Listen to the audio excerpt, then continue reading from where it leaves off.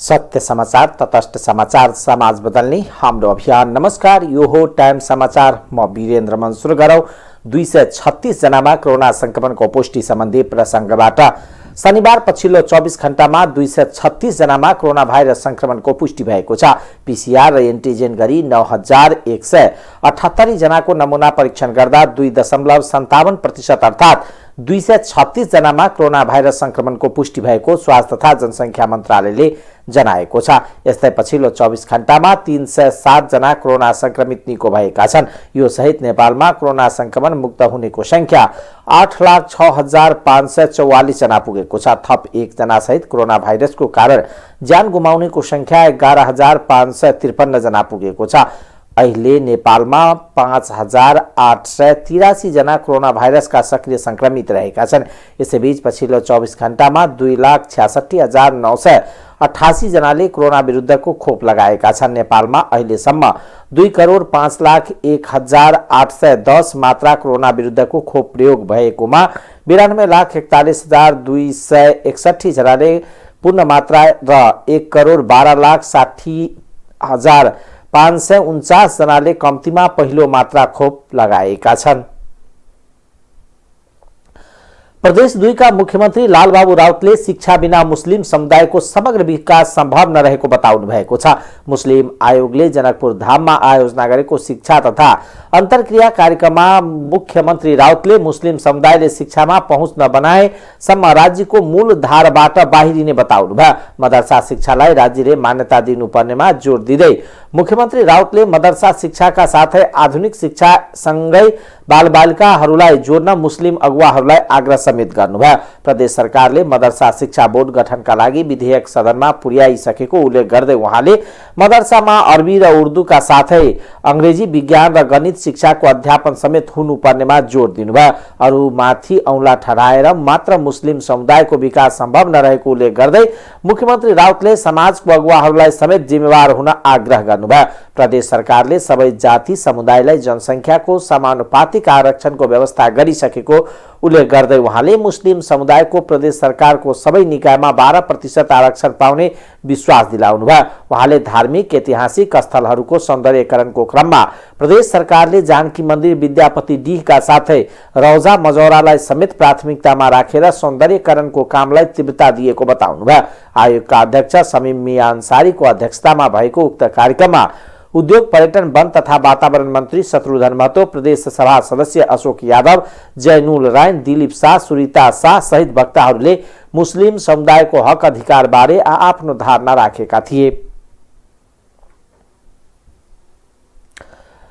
लोकतान्त्रिक समाजवादी पार्टी नेपालको प्रदेश 2 अध्यक्षमा प्रदेश सांसद जितेन्द्र सोनल चयन भएका छन्। पार्टीका केन्द्रीय अध्यक्ष महन्त ठाकुरले पूर्व मन्त्री समेत रहेका सोनललाई अध्यक्षमा चयन गरेका हुन्। लोसपा नेपालको अन्तरिम विधान अनुसार प्रदेश अध्यक्षमा सोनललाई जिम्मेवारी दिएको हो। त्यस्तै अध्यक्ष ठाकुरले प्रदेश सचिवमा राम विनोद चौधरीलाई चयन गरेका हुन्। यसअघि लोसपाले प्रदेश 2 का धनुषा, महोत्तरी, पर्सा र बारा जिल्लामा जिल्ला अध्यक्ष चयन गरेका थिए। पार्टीको धनुषा जिल्ला अध्यक्षमा परमेश्वर शाह, महोत्तरी जिल्ला अध्यक्षमा रामबाबु शाह, बारामा नवल किशोर सिंह र पर्सामा पुरुषोत्तम झालाई मनोनित गरिएको छ।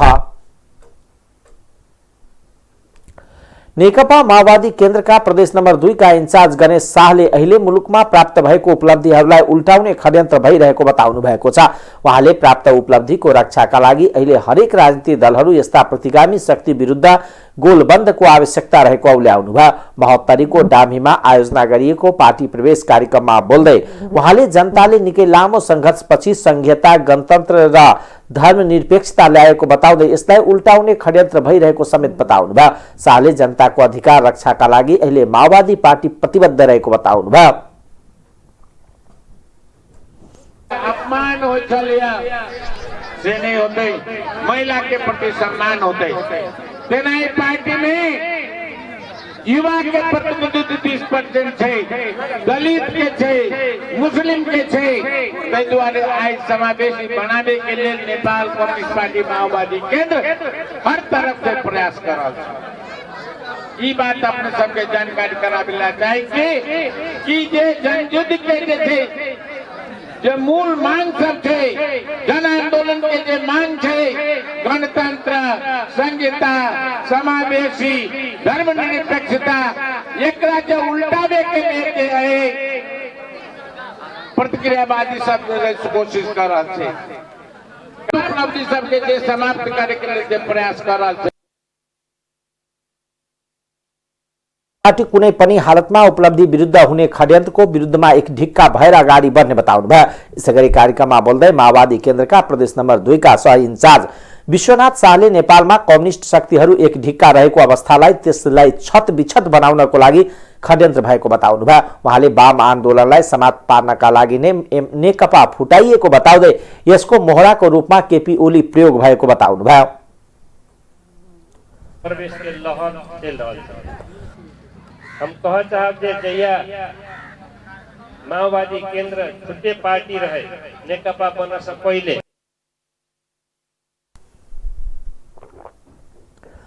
शाहले जनताले आफ्नो निकै लामो संघर्षपछि आन्दोलनको बलमा उपलब्धिहरू प्राप्त गरेको कारणले त्यसलाई उल्टाउने षड्यन्त्र आफूहरूको लागि कदापि स्वीकार्य नहुने बताउनु भयो।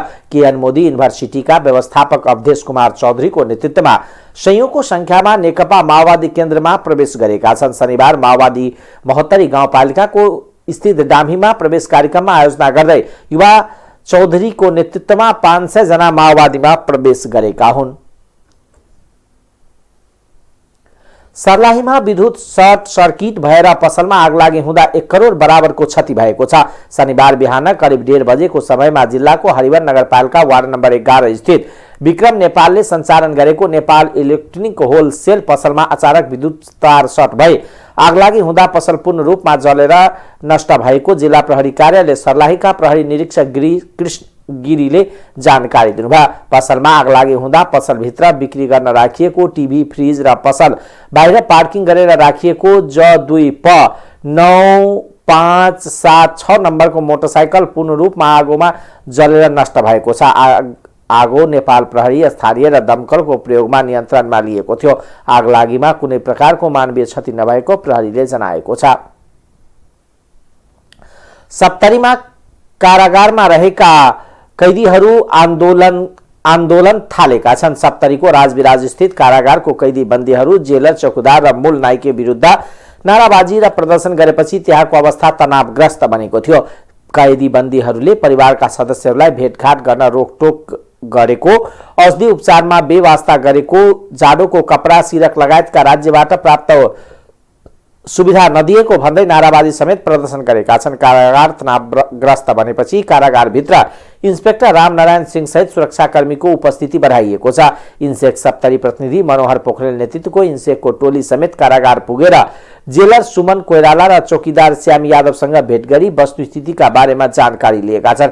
इन्सेक सहजकर्ता दीपक यादव र इन्सेकद्वारा गठित नगर स्तरीय मानव अधिकार निगरानी समूहका अध्यक्ष रघुवीर शाह सहित पुगेका पोखरेलले कैदी बन्दीसँग मानवोचित व्यवहार गर्न र समस्या सम्बोधन गर्न कारागार प्रशासनसँग माग गरेका छन्। यसैगरी संवेदनशीलतालाई मध्यनजर गर्दै कारागारमा आवश्यक सुधारका लागि कैदीबन्दी र कारागार प्रशासन बीच पुलको काम गर्न चौकीदार यादवसँग टोलीले आग्रह गरेको छ। कारागार तनावग्रस्त भएकोले कैदीबन्दीसँग भेट्न भने कारागार प्रशासनले नदिएको पोखरेलले बताउनुभयो।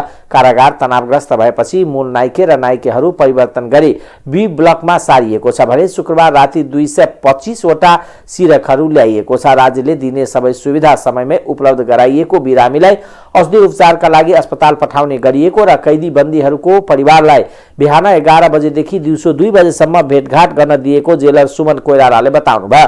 कारागारमा हाल एक आश्रित बालबालिका सहित 12 जना महिला, 350 पुरुष गरी 363 जना कैदी बन्दी रहेका छन्। प्रहरीले भारत पुर्याइएका 23 बालकलाई उद्धार गरेको छ। शुक्रबार मात्र 23 बालकलाई स्वदेश फिर्ता ल्याइएको छ।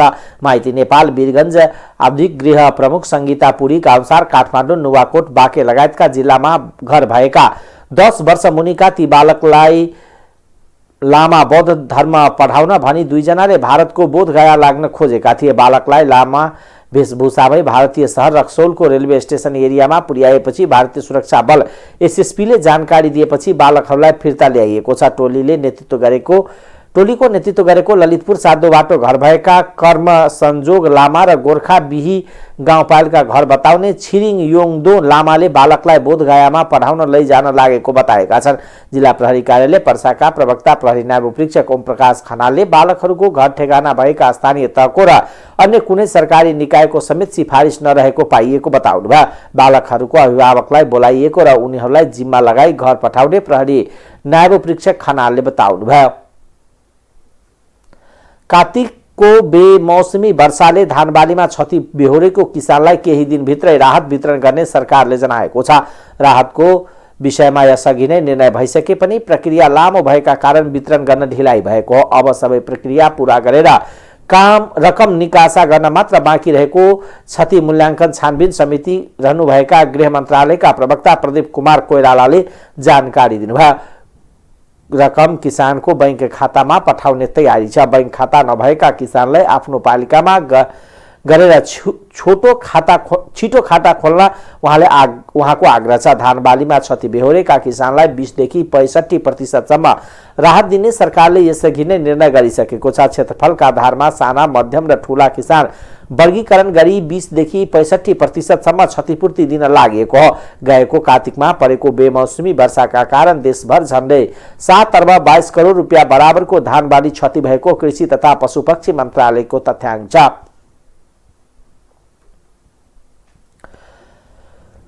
प्रधानमन्त्री एवं नेपाली कांग्रेसका सभापति शेरबहादुर देउवाले पार्टीको 14औं महाधिवेशनमा सभापति पदका लागि उम्मेदवारी दर्ता गराउनु भएको छ।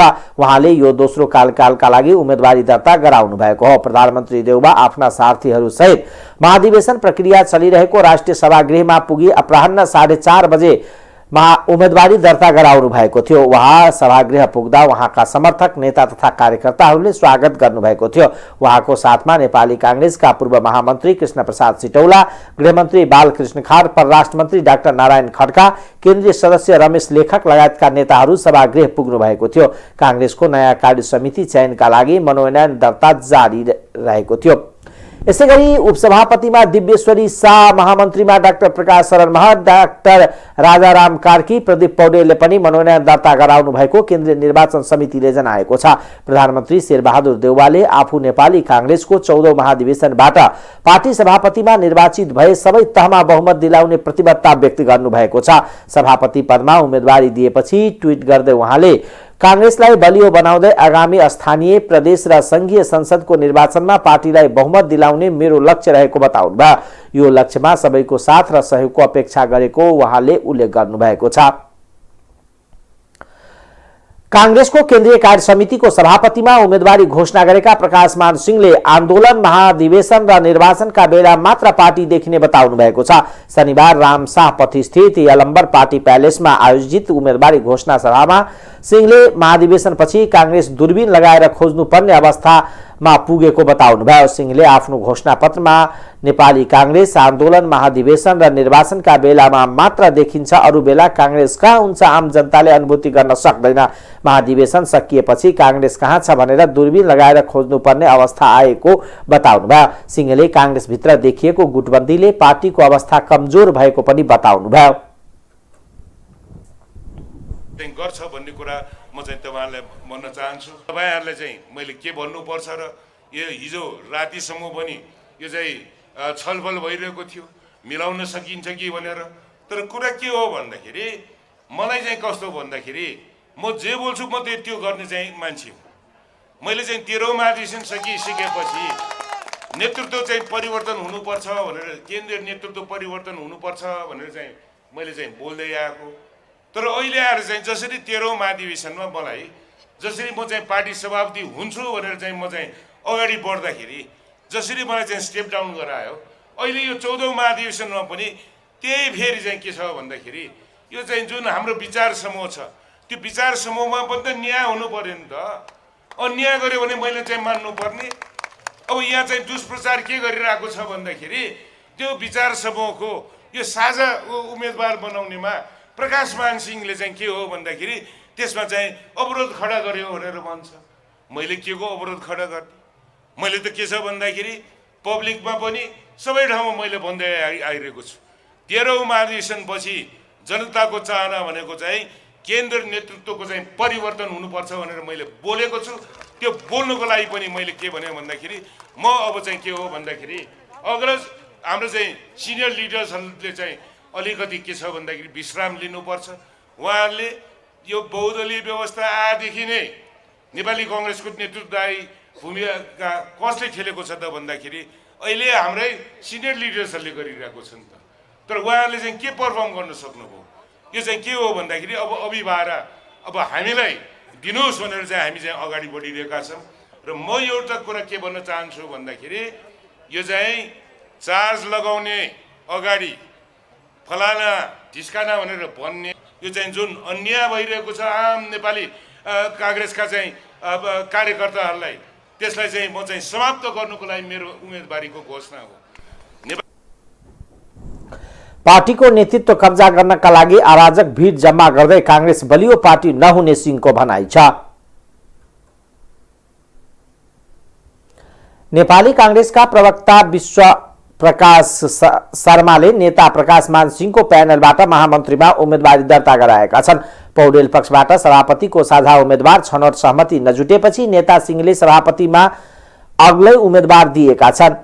उनको प्यानलबाट उपसभापतिमा सुजाता कोइराला, महामन्त्रीमा शर्माले उम्मेदवारी दर्ता गराएका हुन्। प्रवक्ता शर्मा लामो समय सभापति शेरबहादुर देउवाको प्यानलमा रहेका थिए। केही महिना अघि नै महामन्त्रीमा उम्मेदवारी घोषणा गरेका शर्माले देउवा पक्षको प्यानलमा पर्न नसकेपछि शेखर कोइरालाको प्यानलमा बस्न पहल गरेका थिए। तर त्यो पनि सम्भव नभएपछि उनी अन्तिममा सिंहको प्यानलबाट महामन्त्रीको उम्मेदवार बनेका हुन्।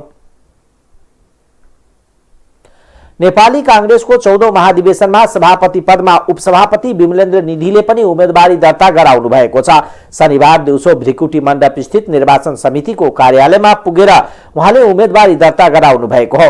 उहाँको प्यानलबाट उपसभापतिमा दिव्येश्वरी शाह र महामन्त्रीमा राजाराम कार्कीले उम्मेदवारी दर्ता गराएका छन्। 25 वर्षसम्म सभापति शेरबहादुर देउवासँग सहकार्य गरेका निधिले 14औं महाधिवेशनमा आफूलाई सभापति समर्थन गर्न देउवालाई आग्रह गरेका थिए। तर देउवाले आफै सभापतिमा उठ्ने बताएपछि निधिले छुट्टै उम्मेदवारी दिएका हुन्।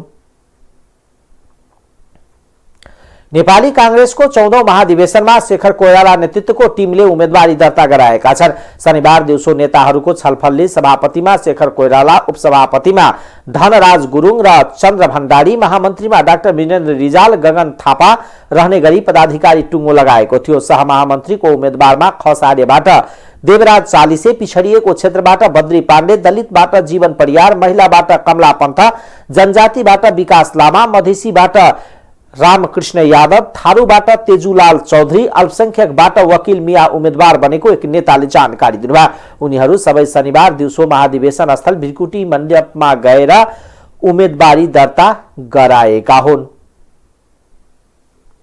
नेपाली कांग्रेसका नेता गगन थापाले रामचन्द्र पौडेल, गणेशमान सिंहको स्थान सृजना गरिसकेको बताउनु भएको छ। पार्टीको 14औं महाधिवेशनमा डाक्टर शेखर कोइराला प्यानलबाट महामन्त्रीमा उम्मेदवारी दिइसकेपछि सञ्चारकर्मीसँग कुरा गर्दै नेता थापाले रामचन्द्र पौडेलले गणेशमान सिंहको स्थान बनाइसकेको बताउनुभयो। गणेशमान सिंह पार्टीको सभापति कहिल्यै नभए पनि पार्टीभित्र उहाँको जुन विशिष्ट स्थान छ, पार्टीभित्र रामचन्द्र पौडेलको त्यो स्थान सृजना गरिसक्नु भएको उहाँले बताउनुभयो। उहाँले सभापति हुने वा नहुने तथा प्रतिस्पर्धा गर्ने वा नगर्ने विषय पार्टीभित्र गर्नु भइसकेको बताउनुभयो। नेता थापाले आफू पनि पार्टीभित्र रामचन्द्र पौडेल प्रवृत्तिको प्रतीक भएको बताउनुभयो। उहाँले आफूहरू बिहानसम्म रामचन्द्र पौडेलसँग छलफलमा रहेको र अहिले फेरि पनि जान लागेको बताउँदै पौडेलले आफूहरूलाई साथ दिने विश्वास व्यक्त गर्नुभयो। नेकपा एकीकृत समाजवादीका अध्यक्ष माधव कुमार नेपालले मुलुकलाई समाजवादको यात्रामा अगाडि बढाउन सबै बानी र संस्कारमा परिवर्तन ल्याउन आवश्यक रहेकोमा जोड दिनुभएको छ। समाजवादका निम्ति पूर्वाधार निर्माण गर्दै नेपाली समाजको चेतना परिवर्तन गरी सकारात्मक भूमिका निर्वाह गर्नुपर्ने उहाँको भनाइ थियो। समाजमा दलाल पुँजीवाद हावी भएको कारण यसले विकृति र विसङ्गति हुर्काएको उल्लेख गर्दै उहाँले यस्ता विकृतिबाट मुक्त भएर जनताको पीडा वेदना समाधान गर्न आवश्यक रहेकोमा जोड दिनुभयो। समाजवादी प्रेस संगठनले शनिबार बुटवलमा आयोजना गरेको पत्रकार सम्मेलनमा अध्यक्ष नेपालले समाजवाद विद्यमान जातीय विभेद, महिला हिंसा, अन्याय, अत्याचार तथा उत्पीडनको अन्त्य गरी नागरिकलाई बाँसगाँस र कपासको सुनिश्चितता गर्नु अहिलेको मुख्य कार्यभार रहेको बताउनुभयो।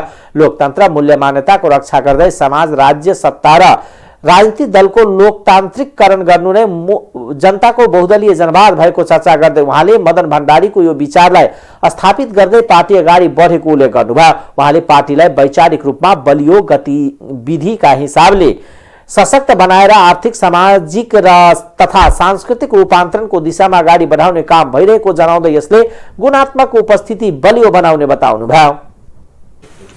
भलाइ यसैमा सबैको म राप्रपालाई भन्न चाहन्छु, नयाँ अध्यक्ष भएर आएका हाम्रो राजेन्द्रजीलाई भन्न चाहन्छु, युवा पुस्ताले प्रतिगामी चिन्ता नराख्नुहोस्, अग्रगामी सोच राख्नुहोस्, आफूमा आत्मविश्वास जगाउनुहोस्। अरूले गर्न सकेनन्, हामी गर्छौँ भन्नुहोस्, तर कसैको सहारा लिनुपर्ने केही आवश्यकता छैन। इतिहासमा हराइसकेका शक्तिलाई खोजिकन वंशको शासनको मात्रामा पस्ने दासत्वको मानसिकता बोकेर चल्ने कुरालाई छोड्नुहोस्। हामीले प्राप्त गरेका यी उपलब्धिहरू, यत्रो रगत बगाएर नेपाली जनताले हासिल गरेका ती सबै उपलब्धिहरू, यत्रो मेहनत गरेर हासिल गरेका यी उपलब्धिहरूलाई जोगाउने, संरक्षण गर्ने र यी उपलब्धिहरूलाई अझै अगाडि बढाएर लिएर जाने काममा सकारात्मक, रचनात्मक भूमिका निर्वाह गर्नुहोस्। र अरूलाई पनि म भन्न चाहन्छु, आम नेपाली जनतालाई सजग हुनुहोस्, सतर्क हुनुहोस्। नभए त्यसमा हामी 5 दलीय गठबन्धन मिलेर उम्मेदवारहरू तय गर्नेछौँ र मिलेर अगाडि बढ्ने कुराले कसैले अन्य ढङ्गले व्याख्या गर्ने गरेको पाइन्छ। ती व्याख्याताहरूलाई म भन्न चाहन्छु कि 2074 सालमा मिल्दाखेरि त्यो जायज हुने अनि 78 सालमा मिल्न नहुने भन्ने कुराको कुरै गर्न साइड आफू जित्नको लागि राप्रपाको सहारा लिनुपर्ने, माओवादीको शरण पर्नुपर्ने। आज चाहिँ अब अरू पार्टीसँग मिलेर शक्ति वृद्धि गरौँ भन्दाखेरि त्यो चाहिँ नहुने, यस्ता कुराहरूको कम्युनिस्ट पार्टीलाई विसर्जनमा जान नदिनका लागि नयाँ क्रान्तिकारी पार्टीको आवश्यकता देखिएको कारण नै समाजवादी पार्टी गठन गरिएको प्रश्न गर्दै अध्यक्ष नेपालले राष्ट्रिय सभाको निर्वाचनमा सत्ता गठबन्धनका दलहरू मिलेर जान सहमति भएको जानकारी गराउनुभयो। उहाँले मुलुकमा राजतन्त्र फेरि स्थापित हुने कुरा असम्भव रहेको दोहोर्याउँदै इतिहासमा हराएका शक्तिबारे बहस नगर्न आग्रह गर्नुभयो। नेकपा माओवादी केन्द्रका अध्यक्ष पुष्पकमल दाहाल प्रचण्डले माओवादी चुनौती र अवसरका दोसाधमा रहेको बताउनु भएको छ। शनिबारदेखि सुरु प्रदेश सम्मेलनको भर्चुअल उद्घाटन समारोहलाई सम्बोधन गर्दै अध्यक्ष दाहालले पार्टीमा कमी कमजोरी रहेको भन्दै त्यसलाई सच्याएर क्रान्तिकारी पार्टीका रूपमा रूपान्तरण गर्नुपर्ने दोसाधमा रहेको बताउनुभयो। माओवादी अहिलेका चुनौतीको सामना गर्न आधार बोकेको भन्दै क्रान्तिको नयाँ मोडेल को खोजी गर्नुपर्ने उहाँको भनाइ छ। एमालेको भर्खरै सम्पन्न महाधिवेशनलाई पञ्चायतीको संज्ञा दिँदै दाहालले एमाले महाधिवेशन कुनै विचारको बहस नगरी व्यक्ति पूजाको कुरा गरिएको टिप्पणी गर्नुभयो। अध्यक्ष दाहालले नेपाली कांग्रेसको महाधिवेशन पनि हेरिरहेको भन्दै राष्ट्र कस्तो बनाउने भन्नेतिर कांग्रेसमा पनि बहस नभएको जिकिर गर्नुभयो। पार्टीलाई क्रान्तिकारी रूपान्तरण गर्न आफैलाई रूपान्तरण गर्न जरुरी रहेको उहाँले बताउनुभयो। पार्टीभित्रको गुटबन्दी, अराजकता, पदलोलुपता समस्या व्यक्तिगत नभई वैचारिक अस्पष्टताको अभाव भएको उहाँको ठहर छ। दाहालले विचारमा अस्पष्ट गन्तव्य प्रश्न नहुने भन्दै सोही कुरालाई चिर्न आगामी पुसमा हुने सम्मेलनमा नयाँ दस्तावेज ल्याउने बताउनुभयो। माओवादीले 7 भूगोल सहित उपत्यका विशेष सम्पर्क, समन्वय र प्रवास प्रदेश गरी 10 प्रदेशको सम्मेलन गर्न लागेको हो। सम्मेलनले नयाँ नेतृत्व चयन गर्नेछ। सम्मेलनबाट 9 पदाधिकारी सहित समिति चयन हुनेछ। प्रदेश समितिमा 1 अध्यक्ष, 3 उपाध्यक्ष, 1 सचिव, 3 सहसचिव र कोषाध्यक्ष 1 गरी 9 सदस्यीय पदाधिकारी हुनेछन्। नेकपा एमाले आगामी 23 पुषमा जिल्ला अधिवेशन गर्ने निर्णय गरेको छ। भक्तपुरको गट्टाघरमा जारी केन्द्रीय कमिटिको बैठकले देशभर एकैपटक जिल्ला अधिवेशन गर्ने निर्णय गरेको छ। प्रदेश अधिवेशन 8 माघमा गर्ने निर्णय गरेको छ। बैठकमा थाई कमिटी र पोलिट ब्युरो गठन गर्ने निर्णय गरेको छ। नेकपा एमालेका अध्यक्ष केपी ओलीले जनताहरूको आफ्नो पार्टीको साथमा रहेको भन्दै आफ्नो पार्टीले आगामी चुनावमा कुनै पनि मोर्चाबन्दी गरिरहनु नपर्ने दावी गर्नुभएको छ। अध्यक्ष ओलीले आगामी निर्वाचनलाई ध्यानमा राखेर सुदृढ विस्तृत संगठन निर्माणको काममा ढिलाइ गर्न नहुने भन्दै केन्द्रीय सदस्यहरूलाई आग्रह गर्नुभयो। शनिबारबाट भक्तपुरको गट्टाघरमा सुरु भएको पार्टीको दोस्रो केन्द्रीय कमिटीको बैठकमा अध्यक्ष ओलीले यस्तो बताउनुभयो। अन्य पार्टीबाट एमालेमा प्रवेश गर्नेहरूको लहर ल्याउने र आगामी निर्वाचनमा पार्टीको जित सुनिश्चित हुने गरी जनताको बीचमा पुग्ने पनि उहाँले नेता कार्यकर्तालाई सूचित गराउनुभयो।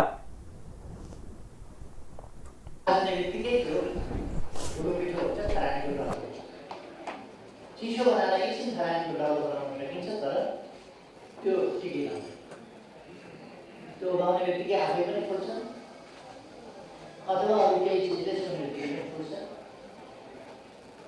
त्यस्तै हुन्छ। यदि विचारमा केन्द्रित छैन, पहिले विचारमा केन्द्रित अनि यसरी हामीले अब एउटा अनुशासित विचार केन्द्रित सुदृढ सङ्गठन व्यापक र विस्तृत सङ्गठन बनाउनु पर्नेछ र हामीले अस्ति नै भनिसकेका छौँ पार्टी प्रवेशको अभियान हामी सञ्चालन गर्छौँ। यो साधारण हिसाबले पार्टी प्रवेशको एकाध कार्यक्रम होइन, हजारौँको सङ्ख्यामा पार्टी प्रवेश यो लहर नै ल्याउँछौँ। एउटा अभियानको रूपमा हामी सञ्चालन गर्छौँ। आगामी दिनहरू कहिल्यै भन्दा बढी असहज अप्ठ्यारो परिस्थिति हो, किन हाम्रै कमाइमा हाम्रै पार्टीबाट जिताइएका हाम्रै भोटले जितेका केही अथवा पहिले नै निर्वाचित प्रतिनिधिहरूको हिसाबबाट राष्ट्रिय सभा सदस्य निर्वाचन आउने भएको हुनाले हाम्रा निम्ति अलिक प्रतिकूल हुन्छ। अब ताजा जनताको बिचमा जाने कुरा हाम्रा निम्ति अनुकूल हुन्छ। त्यसकारण हामी ताजा जनादेशमा जाने कुरा र इतिहासमा यस्ता प्रतिकूलता कहिल्यै नआउन् भन्ने कुरालाई ध्यानमा राख्ने कुरा, त्यसमा हाम्रो ध्यान जान्छ। त्यस ओडामा 5 वटा गर्नुपर्ने प्रमुख कामहरू के हुनुपर्छ भन्ने जनता चाहन्छ। यस जिल्लामा 5 वटा सर्वाधिक महत्त्वका काम के गर्नु, यी कामहरू हामी जनताबाट सोध्नेछौँ। यो कुरा पनि यसरी पनि लिएर जान्छौँ र त्यसरी लिएर गएर जनताका विकासका चाहनाहरू के रहेछन्, मुख्य कुराहरू हरेक ठाउँका मुख्य कुरादेखि लिएर राष्ट्रिय तहका मुख्य कुराहरूसम्म हामी ती कुराहरू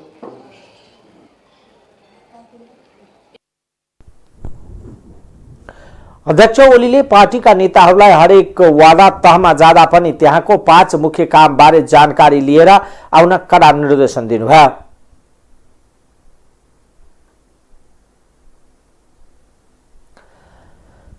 पोखराको लेक साइडमा अंग्रेजी नयाँ वर्षको अवसरमा 23औं सडक महोत्सव हुने भएको छ। पौष 15 देखि 17 गतेसम्म हुने रेस्टुरेन्ट एन्ड बार एसोसिएसन रेवानका अध्यक्ष लक्ष्मण बरालले जानकारी दिनुभयो। महोत्सवको आन्तरिक तथा बाह्य पर्यटन प्रवर्धन गर्ने विश्वास गरिएको छ। समृद्ध समाजका लागि सुरक्षित पर्यटन प्रवर्धन आजको मूल आवश्यकता भन्ने नाराका साथ फेवाताल किनार 3 किलोमिटर सडकमा विभिन्न सांस्कृतिक महोत्सवको आयोजना गरिने भएको हो। पोखरालाई अंग्रेजी नयाँ वर्षको गन्तव्य स्थल बनाउनको लागि आयोजित महोत्सवको मूल नारा सडकमै खाउँ, सडकमै नाचौँ, सडकमै रमाउँ रहेको छ। महोत्सव पोखराको शहीद चौकदेखि खहरे डिही पोर पाटनसम्म हुने महोत्सवका संयोजक नरेश भट्टराईले जानकारी दिनुभयो। बुस्टरहरू ल्याउन सरकारलाई र हामीले यो कार्यक्रमहरू निरन्तर दिनुपर्छ।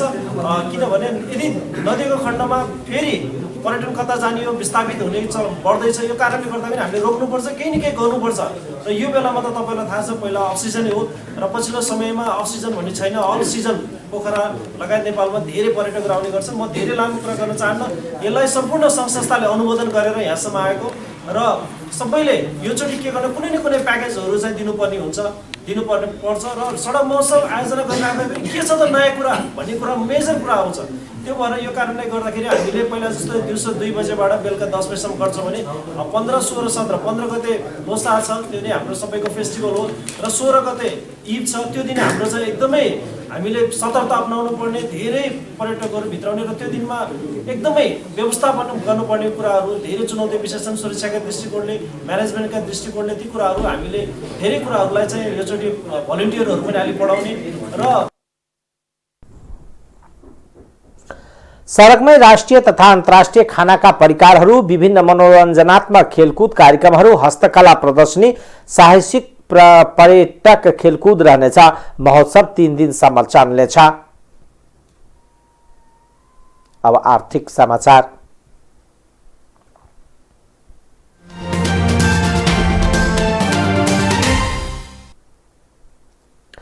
माग अनुसारको आपूर्ति हुन नसक्दा मलको अभाव भएको कृषि सामग्री कम्पनीले जनाएको छ। अहिलेको हिउँदो बालीका लागि 60 देखि 70 हजार मेट्रिक टन डीएपी मल आवश्यक भए पनि 25,000 मेट्रिक टन मात्र भित्रिएकोले मलको अभाव भएको हो। मागको 70% मल ल्याउने जिम्मेवारी कृषि सामग्री कम्पनी लिमिटेडले पाएको छ भने 30% निजी क्षेत्रलाई दिएको छ। निजी क्षेत्रले मल नै ल्याउन सकेन भने लिमिटेडले पनि टेन्डर पार्दै नपरेको र परे पनि लागत अनुमान भन्दा धेरै परेको लगायतका कारणले पर्याप्त मल ल्याउन नसकेको जनाएको छ। त्यस्तै अन्तर्राष्ट्रिय बजारमा 600 देखि 350% सम्म मूल्य वृद्धि भएकोले थप मल ल्याउन प्रक्रिया अगाडि बढाउन समस्या भएको कृषि सामग्री कम्पनी लिमिटेडका सूचना अधिकारी राजेन्द्र बहादुर कार्कीले बताउनुभयो। धान बालीका लागि जेनतेन जोहो गरेका किसानले गहुँ खेतीका लागि फेरि मल अभाव झेलिरहेका छन्। किसानले हरेक सिजनमा रासायनिक मलको अभाव झेल्नुपर्ने नियत नै बनेको छ। बर्खामा रोपाइका बेला होस् वा गहुँ झर्दा समयमा कहिल्यै मल पाउँदैनन्।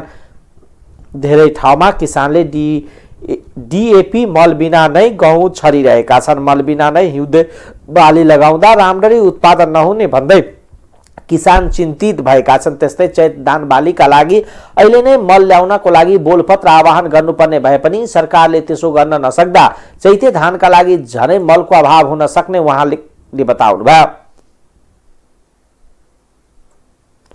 पूर्वी नाका काकरभिट्टा हुँदै चालू आर्थिक वर्षको पहिलो 4 महिनामा 5 करोड बढीको कोदो नेपाल आयात गरिएको छ।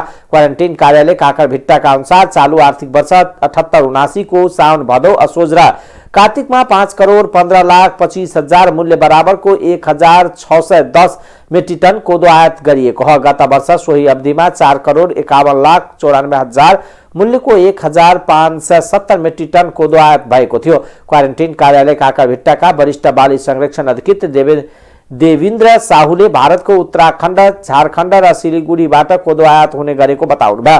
उहाँले गत वर्षको तुलनामा यस वर्ष 40 मेट्रिक टन बढी कोदो आयात भएको जानकारी दिनुभयो। बिर्तामोड नगरपालिका 5 मा मोती इन्टरनेशनल बिक्री केन्द्र मार्फत पवन कुमार अग्रवालले मासिक 7,500 किलो कोदो भारतबाट खरिद गरेर ल्याउने गरेको बताउनुभयो। उहाँले भारतबाट ल्याइने कोदोलाई 50 किलोको बोरामा प्याकेजिङ गरेर बिक्री गर्न गरेको जानकारी दिनुभयो। अग्रवाल जस्तै अन्य 5 बिक्री केन्द्रले भारतबाट कोदो ल्याएर नेपालमा प्याकेजिङ गरेर बिक्री गर्दै आएका छन्। नेपालमा 20 वर्ष अघिसम्म हेठौडाबाट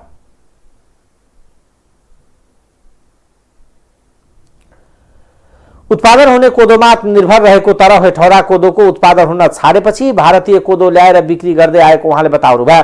गुणस्तरीय कोदो उत्पादन हुन्थ्यो हेठौडामा उहाँले भन्नुभयो। युवा जति पलायन हुन थालेपछि कोदो खेती हुने जमिन शहरीकरण भएपछि नेपाल कोदोमा पर निर्भर हुनु पर्यो। कृषि ज्ञान केन्द्रका अर्थविद शालिग्राम भट्टराईले झापामा 950 हेक्टर जमिनमा मात्र कोदो खेती हुँदै आएको बताउनुभयो। नेपालको पहाडी तथा तराईका जिल्लामा कोदो खेती प्रशस्तै हुने भए पनि किसानको ध्यान त्यतितिर नजाँदा पर निर्भर हुनुपर्ने बाध्यता भएको बताउनुभयो।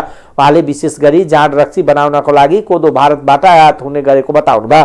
उहाँले पछिल्लो समय होमस्टे रेस्टुरेन्टमा कोदोको रोटी ढिडो परिकार बनाउन समेत आयात हुने गरेको बताउनुभयो। अब अन्तर्राष्ट्रिय समाचार।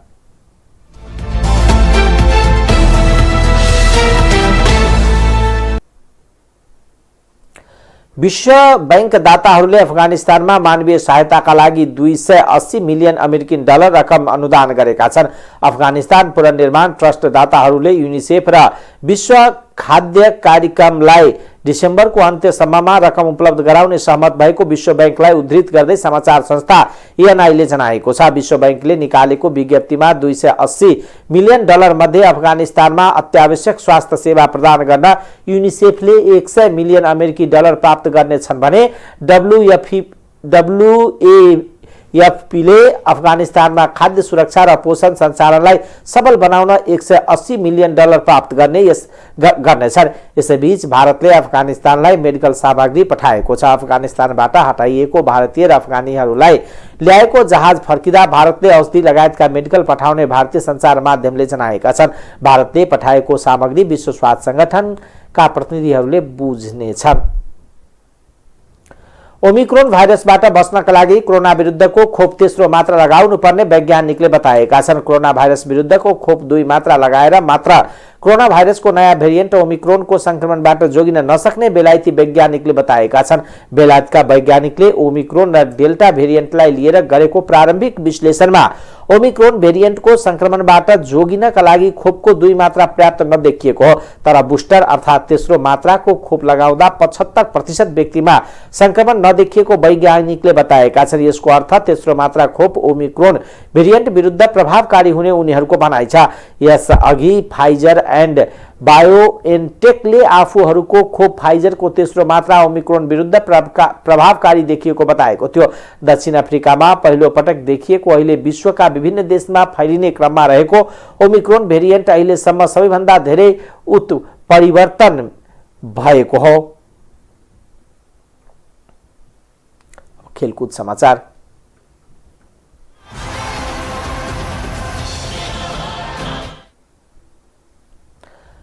दोस्रो संस्करणको साफ 19 वर्ष मुनिको महिला फुटबल च्याम्पियनशिप आजदेखि बंगलादेशमा सुरु हुँदैछ। आज नै नेपालले आफ्नो पहिलो खेल बंगलादेश विरुद्ध खेल्दैछ।